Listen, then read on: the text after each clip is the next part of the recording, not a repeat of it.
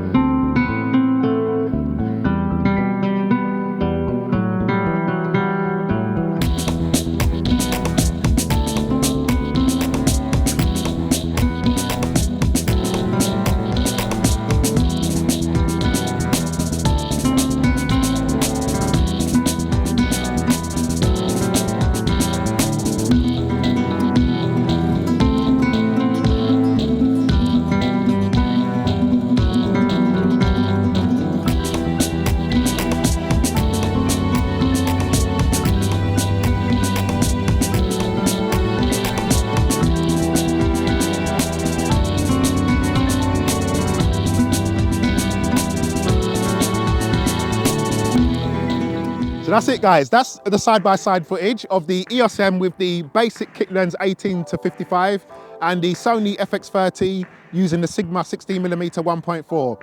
Both set at f3.5. What do you think?